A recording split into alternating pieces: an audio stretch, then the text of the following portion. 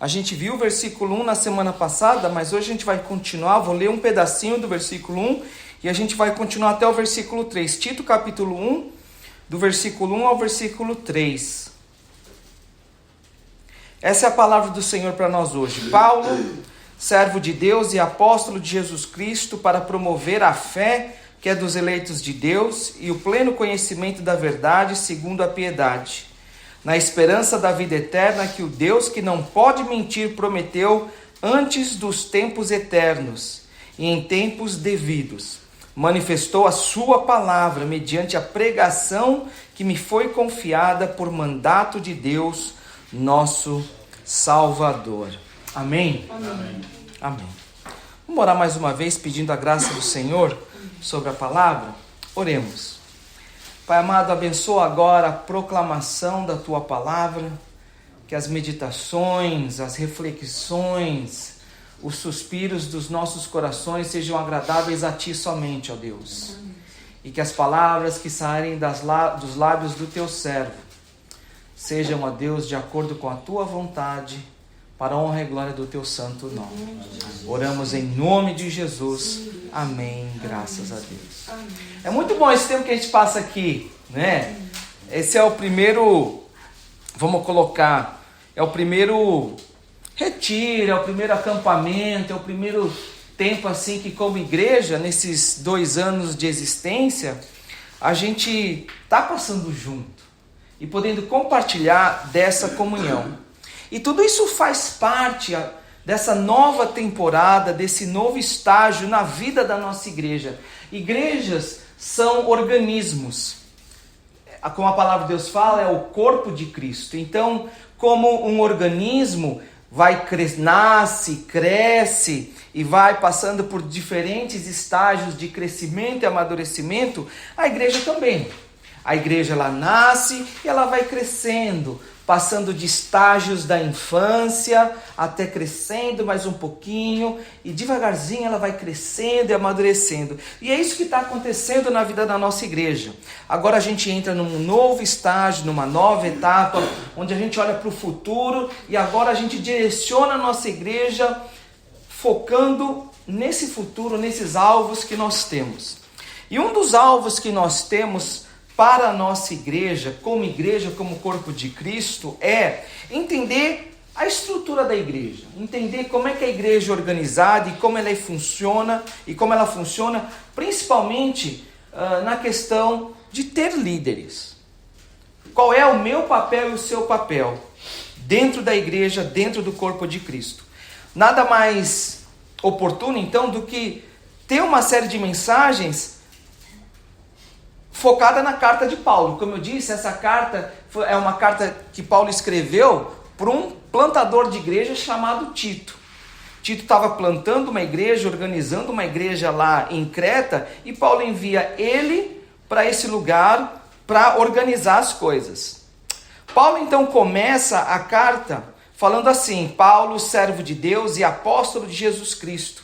Isso a gente viu semana passada com relação à identidade de Paulo, como ele se via. E isso para nós trouxe um ensinamento. Todos nós aqui, nós somos servos de Deus.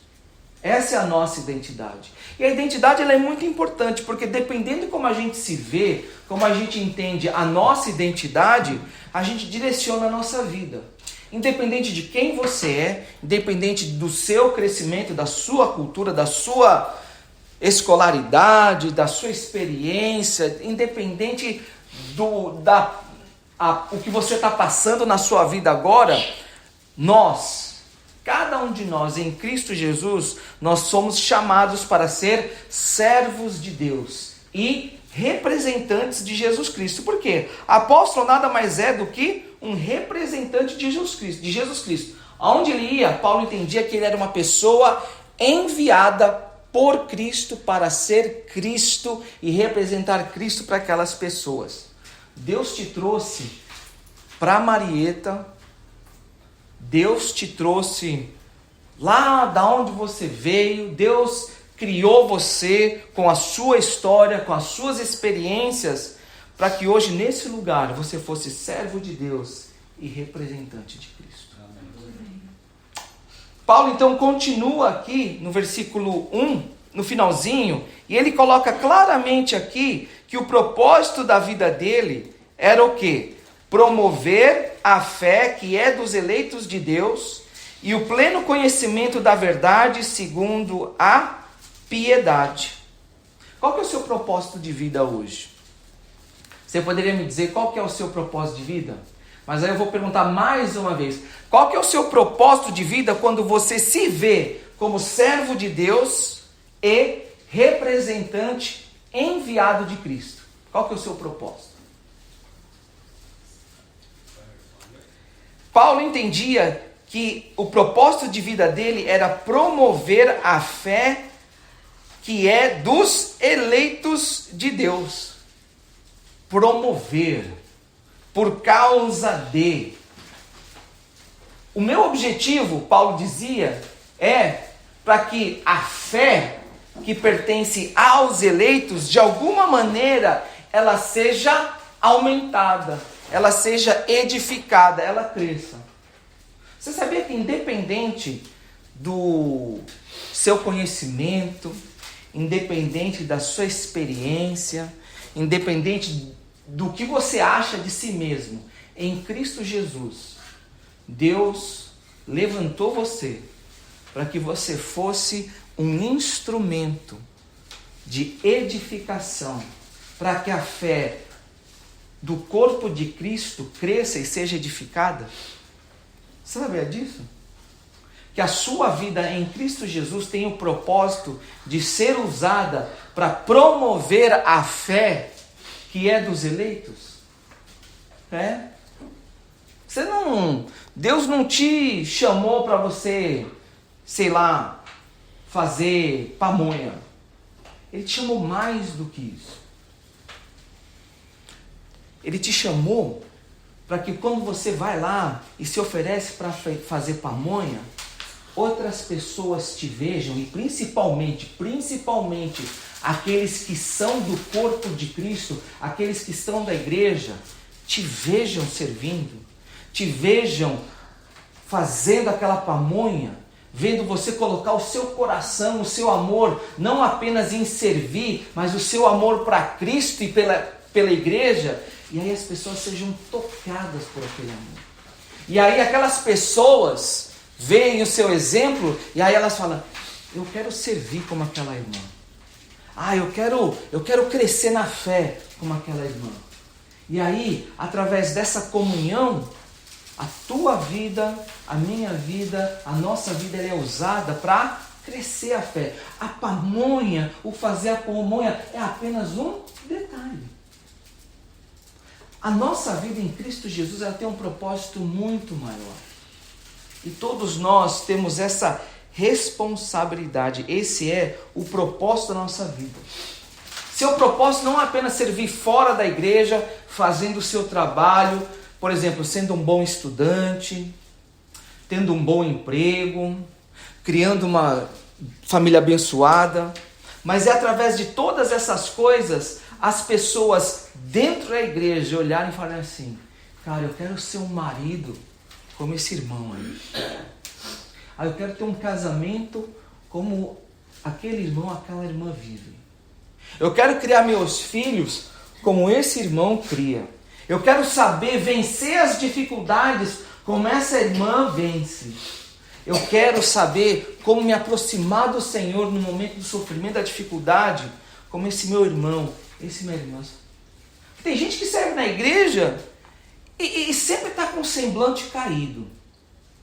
Não estou falando que você tem que sempre se mostrar exuberante, que você tem que sempre se mostrar ali num nível... Mas tem gente que criou o costume de servir a Deus sempre com aquele semblante pesado. Sempre tudo é sofrimento, tudo é uma luta, tudo é um peso nas costas. Hoje tem estudo bíblico, hoje tem que ir no culto, hoje tem que ir lá. Então, como é que alguém vai ser alimentado, encorajado a servir a Deus quando aqueles que estão em Cristo Jesus estão já desanimados. Então é muito importante a gente entender que a minha fé, a igreja, basicamente, a igreja não gira em torno de mim. Olha o que ele fala aqui. Para promover a fé que é tua. Não, ele não fala isso. A fé não é minha. Eu não estou ali para viver a minha fé. A igreja não é, vou viver a minha fé no meu momento, na minha circunstância. Não. A fé é nossa. Isso quer dizer o quê? Que a igreja não é a respeito de mim, só eu. Eu sou aquela ilha isolada e tudo gira em torno de mim. Não. Para promover a fé que é dos eleitos de Deus. Não é. A vida cristã ela não gira em torno de mim. Eu não sou o centro, mas a fé que é dos eleitos.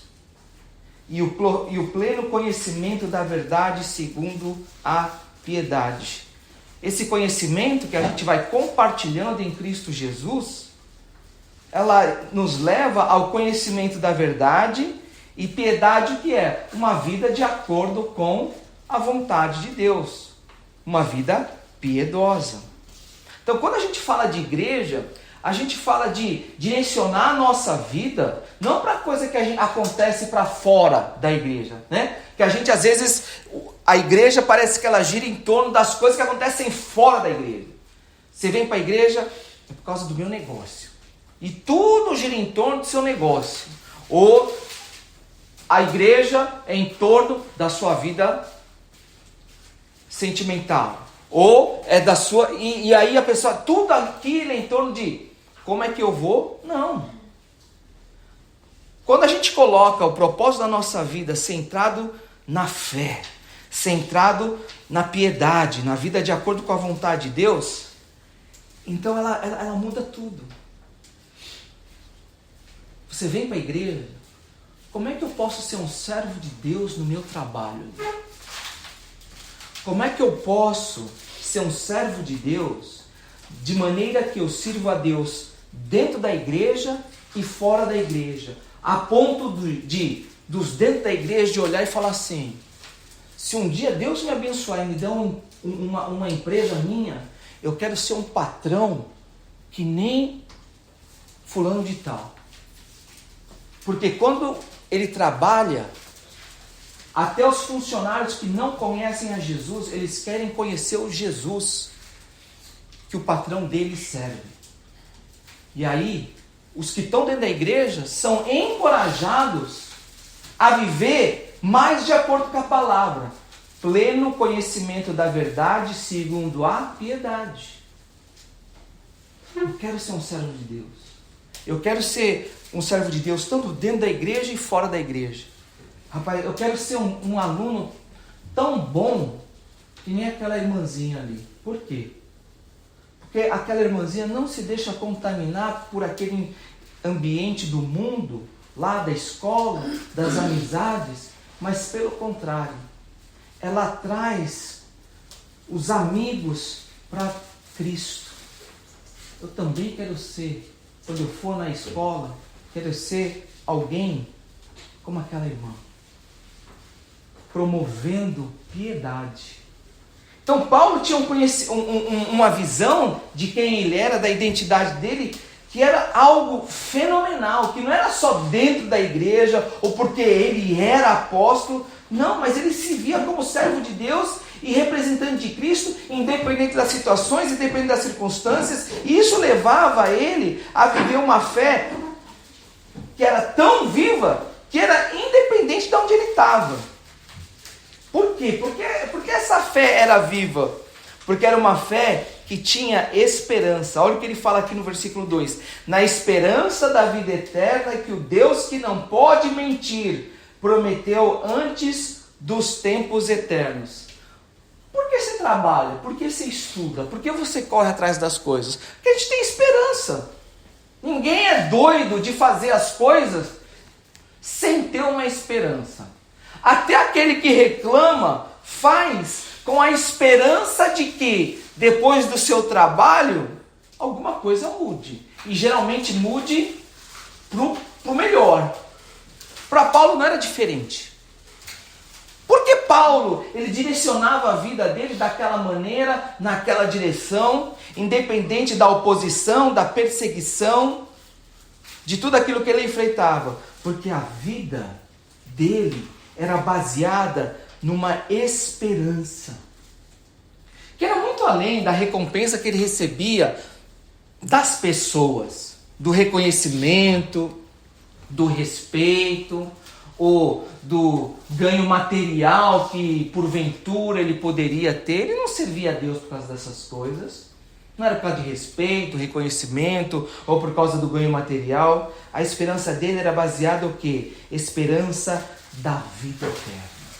Para o crente, não tem outra coisa. Não tem outra coisa. A nossa maior esperança está na vida eterna que nos espera depois dessa vida aqui. E não tem outra coisa. É isso que possibilitava Paulo a viver uma vida tão contagiante e tão diferente.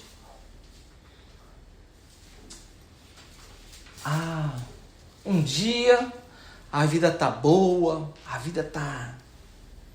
Mas aí no outro dia, acho que eu vou jogar tudo pro alto. Acho que eu não quero mais saber disso daqui. Momentos assim é por causa que a gente perdeu o foco. Que foco? A esperança.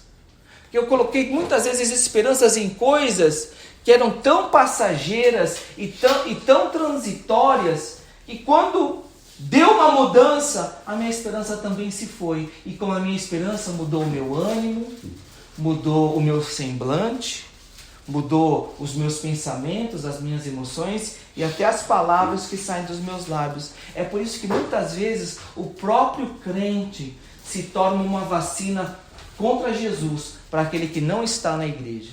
Já parou para pensar que muitas vezes as nossas palavras, o nosso semblante, a nossa atitude, o nosso comportamento pode ser uma vacina para o meu amigo, para a pessoa que trabalha comigo, para o meu familiar não conhecer a Cristo? Porque eu não estou passando a esperança viva que nós temos, que a minha esperança se baseia apenas na situação dos meus negócios, nas notas que eu tiro, nas amizades que eu tenho. Então, se eu tenho bastante amigo para sair, aí eu estou feliz, eu estou animado. Legal. Aí quando não tenho amigo, estou triste. Paulo, apesar de todas as dificuldades, a esperança dele era baseada na vida eterna. Por isso que a vida de Paulo, ela era capaz de sempre demonstrar e mostrar Cristo. Porque quando você deposita a sua esperança na vida eterna, você sabe que a sua esperança não está baseada em nada que é passageiro e transitório nesse mundo, mas está baseada no próprio Deus. Olha o que ele fala aqui. Que o Deus que não pode mentir prometeu antes dos tempos eternos. A vida eterna é uma segurança para nós, uma garantia baseada na palavra e no caráter do próprio Deus. Da mesma maneira que Deus não muda e não pode mentir, essa é a nossa esperança, a esperança da nossa vida eterna.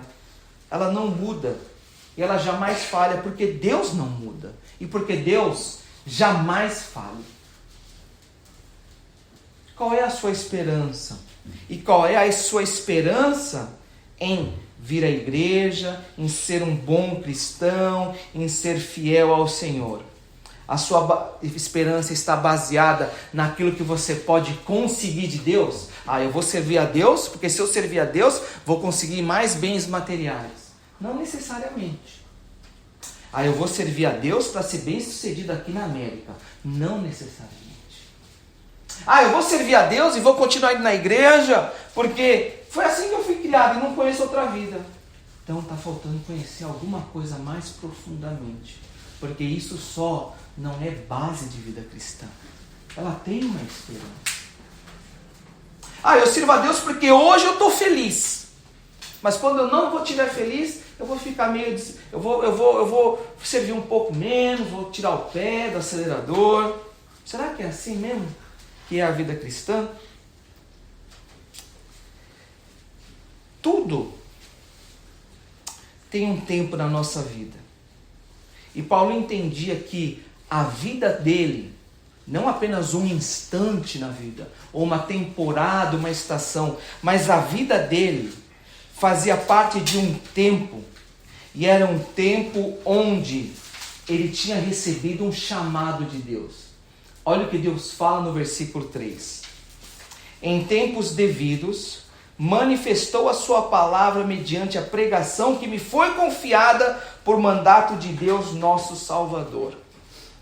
Paulo entendia aqui que esse chamado que ele recebeu, esse mandato, fazia parte de um tempo. Chegou esse tempo na minha vida que Deus determinou que agora eu cumprisse esse mandato. O que é interessante aqui é que Paulo, ele usa a palavra tempo de uma maneira diferente. No grego original, existem duas palavras para tempo. O tempo cronológico, cronos, que é o tempo de nasci em 1992, 93, 94, 95 e assim por aí vai. Isso é o tempo cronológico, que vai seguindo o relógio. Mas existe um tempo que é o tempo de Deus, onde Deus determina que certas coisas aconteçam, e esse tempo de Deus, ele está fora do tempo histórico do homem, é fora do cronos, é o tempo de Deus dentro do plano de Deus. Quando Deus determina que certas coisas aconteçam, porque isso faz parte do plano dele, e isso está fora do plano existencial do ser humano, está fora do cronológico, está fora do seu e o meu relógio, é do tempo de Deus, e esse tempo aqui é o tempo kairos, é uma outra palavra. E aqui Paulo usa, em tempos devidos, o tempo de Deus.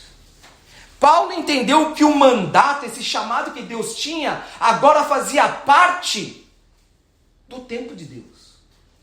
E não estava atrelado a uma estação do meu tempo cronológico, não estava atrelado a uma estação da minha vida, não fazia parte de um calendário que começou no dia tal e vai terminar no dia tal, não. Era um mandato que Paulo recebeu e que fazia parte do plano de Deus e começou e vai continuar até Deus falar, não. Acabou. Parou. Que não era Paulo que determinava começo e fim, mas que era Deus que estava no controle daquele mandato. O mesmo Deus que havia chamado e determinado Paulo, agora você vai começar a pregar a palavra. Então ele iria pregar aquela palavra até o momento onde Deus falaria, agora você não mais vai pregar a palavra de Deus.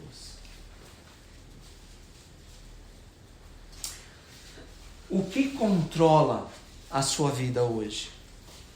É o tempo que você faz? É o tempo que o homem faz? Agora é tempo de eu me esforçar para fazer isso aqui, é o tempo de eu me dedicar a isso aqui. Pô, mas e o mandato que Deus deu para mim e para você? Isso eu vou colocar lá na caixinha, vou esperar um tempo. Não, mas Deus, lá da eternidade, Ele olha para você e falou que agora é tempo de você cumprir esse mandato maravilhoso, nessa esperança maravilhosa que Ele tem para você. Não. Eu vou botar uma pausa, porque eu vejo que eu agora tenho que controlar. Eu vejo que agora eu vivo o meu tempo. Eu vejo que agora eu coloco o começo e o fim das coisas. Muitas vezes a gente não sabe, porque a gente tem tanta coisa que a gente bate, corre atrás. Por que será? Talvez a gente está vivendo num relógio totalmente diferente. Você viu?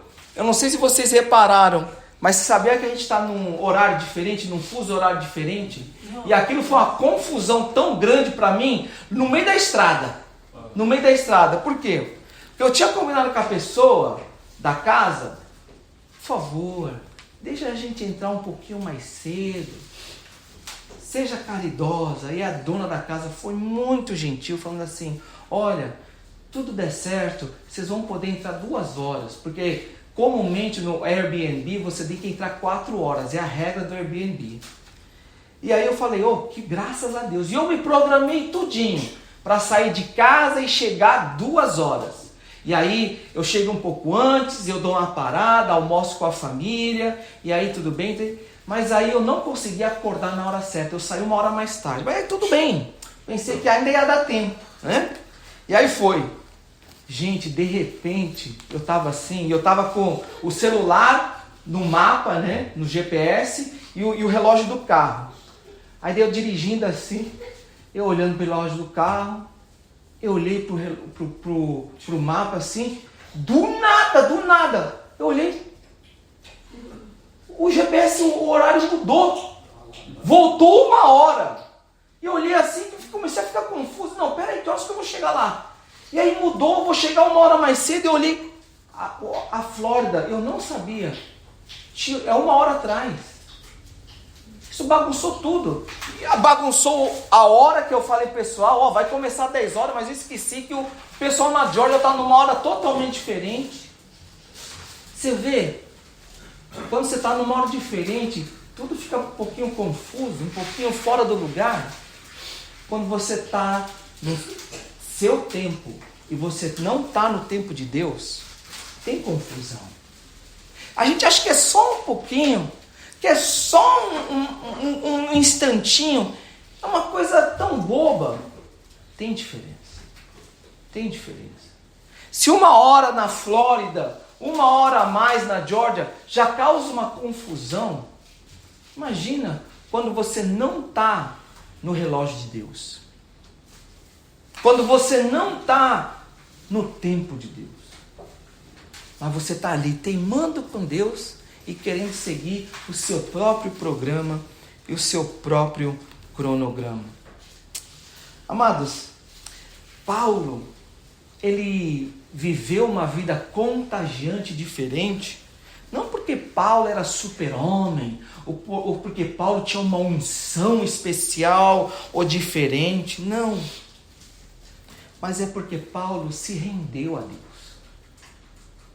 Porque Paulo se rendeu a Deus e dependia do próprio Deus para cumprir esse chamado que ele reconhecia que ele tinha que cumprir. Ele se rendeu a Deus e ao chamado que Deus tinha para ele. Ele não era super-homem. Ele era apenas um servo rendido ao Senhor. É por isso que hoje a reflexão que eu trago para nós é para que nós não tentemos ser super-homem, tentar fazer tudo, tentar ser um bom, bem-sucedido dos negócios, ser bom em tudo. Apenas se renda ao Senhor. Se tem uma coisa que a gente tem que fazer, independente de tudo, se render ao Senhor. Pensa o que Deus tem para você. Pensa o que Deus tem para nós. E vamos nos render ao tempo de Deus. Vamos nos entregar ao chamado de Deus. Porque fazendo isso, todo o resto, ele entra no lugar. Esse era o entendimento de Paulo, mas não apenas de Paulo. Olha o que Pedro fala na sua carta para a igreja, em 1 Pedro capítulo 1, versículo 3. Bendito Deus e Pai de nosso Senhor Jesus Cristo, que segundo a sua muita misericórdia, que é o que a gente cantou hoje, nos regenerou, Ele nos fez de novo para uma viva esperança mediante a ressurreição de Jesus Cristo dentre os mortos. Os apóstolos, eles não eram super-homens, mas eles entendiam que a vida era algo muito maior do que apenas você viver de acordo com o seu relógio, de acordo com o seu programa. A gente foi feito de novo, a gente nasceu de novo para uma esperança viva.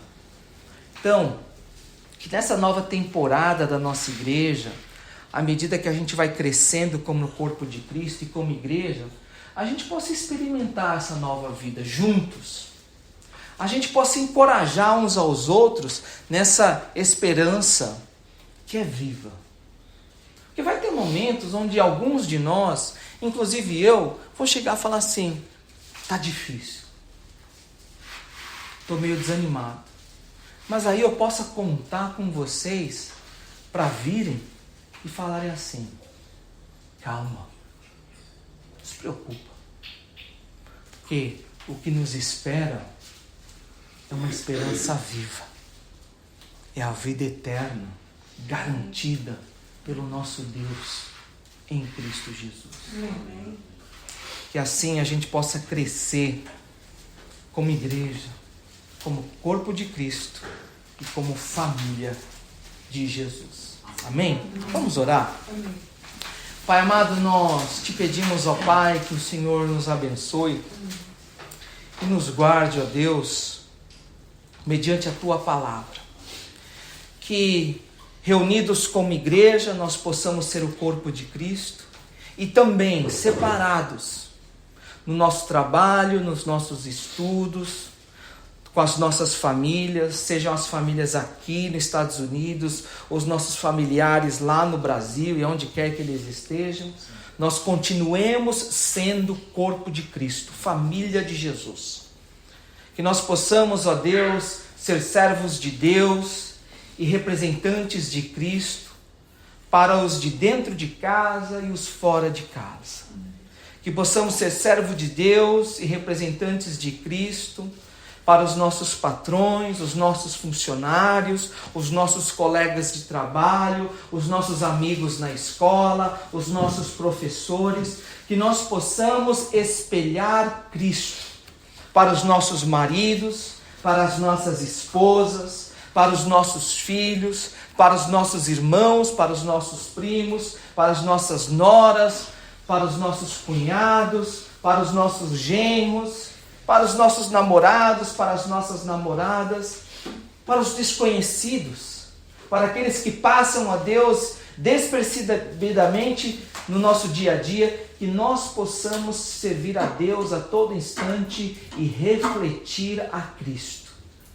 Que nós possamos entender, ó Deus, que este é o chamado que o Senhor tem para a sua igreja, que independe, ó Deus, da nossa idade, da situação da nossa vida, que nós estamos aqui nesse mundo para servir e honrar a Cristo. Nos ajuda, ó Deus, a ser uma bênção na vida do meu irmão e da minha irmã. Nos ajuda, ó Deus, a permitir que outros sejam bênção na minha vida. Ó Deus, não deixa eu ser cabeça dura. Ó Deus, quebranta o meu orgulho, que teme em resistir, em receber o amor da correção, o amor da direção, o amor da sabedoria que vem dos meus irmãos e das minhas irmãs em Cristo Jesus. Ó Deus, quebranta o meu orgulho, quebranta o meu coração, me ensina, ó Deus, a amar e ser amado através da Tua igreja.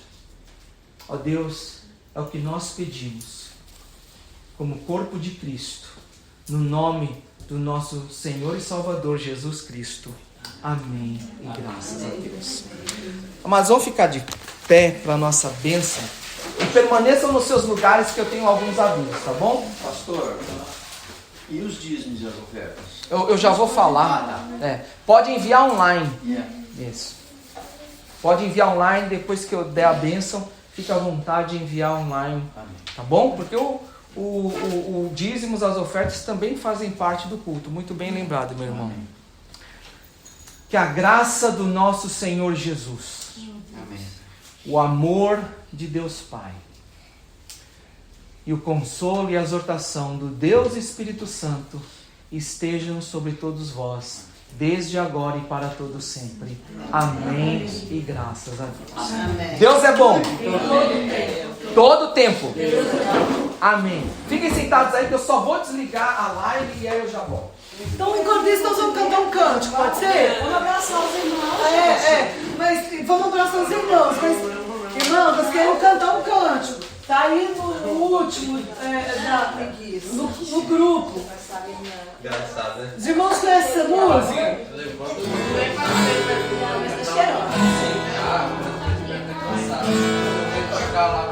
Irmãos, irmãos, não? Não